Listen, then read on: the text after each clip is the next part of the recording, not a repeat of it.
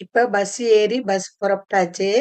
இப்ப போகையிலேயே நீங்க பார்த்தீங்கன்னா தெரியும். சிங்கப்பூருக்குள்ள நம்ம கடல் வழியா எப்படி போறோங்கிறத கிளியரா நான் உங்களுக்கு வீடியோல காமிச்சிருக்கிறேன்.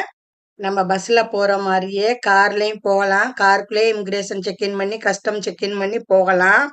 ஆட்டோ பாஸ் எடுக்கணும். ஆட்டோ பாஸ் வந்து 2 வாரத்துக்கு முன்னாடியே அப்ளை பண்ணி நம்மளுக்கு அப்ரூவல் ஆயி வரணும். நாங்க திடீர்னு சிங்கப்பூருக்கு புறப்பட்டோம். அதனால நாங்க கார்ல போக முடியல.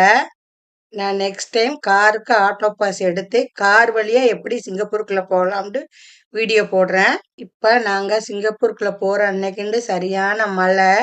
அதனால தான் உங்களுக்கு பஸ்ல உள்ள வைப்பர் ஆன் பண்ணி கொஞ்சம் கருப்பா கிளியர் இல்லாம இருக்கேன். இப்ப நம்ம கரெக்டா ஜொகூர் பார்ல இருந்து சிங்கப்பூருக்கு போற கடல்வழி பாலத்துல தான் போய்கிட்டு இருக்கிறோம். இப்ப நம்ம பாலத்துல போகையில பார்த்தாலே தெரியும். காரு சரியான டிராஃபிக்கா இருக்குது. பஸ்ஸுக்கு தனி வழி குடுத்துருவாங்க. ஏன்டா நம்ம பஸ்ல உள்ளவங்க ஏற்கனவே இமிகிரேஷன், கஸ்டம் செக் இன் பண்ணிட்டோம்.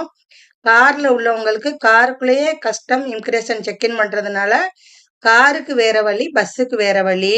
நம்ம டிராஃபிக்ல நிக்க மாட்டோம். வேற வழியில போயிருவோம். பைக்ல வேலைக்கு போறவங்களுக்கு பைக்லயே இமிகிரேஷன், கஸ்டம் செக் இன் பண்ணிரலாம். அதே போல மோட்டர் பைக்குக்கு தனி வழி இருக்கு. பப்ளிக் ஹாலிடேஸ், ஃபெஸ்டிவல் டேஸ்ல இந்த பாலம் ரொம்ப டிராஃபிக்கா இருக்கும். பஸ்ல தினம் வேலைக்கு போறவங்க நடந்தே வந்துருவாங்க. இப்ப நம்மளுக்கு முன்னாடி போறது டூரிஸ்ட் வேனு. இதுல வந்தவங்களுமே நேரடியா இறங்கி இமிகிரேஷன் கஸ்டம் கிளியர் பண்ணதுனால அந்த வேனு பஸ் தனி வழியில போயிரும்.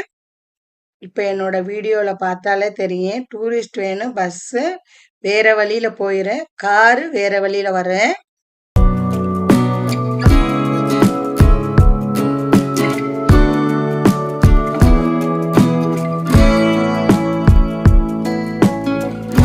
இப்ப நம்ம சிங்கப்பூர் கஸ்டம் கிட்டால வந்தாச்சு.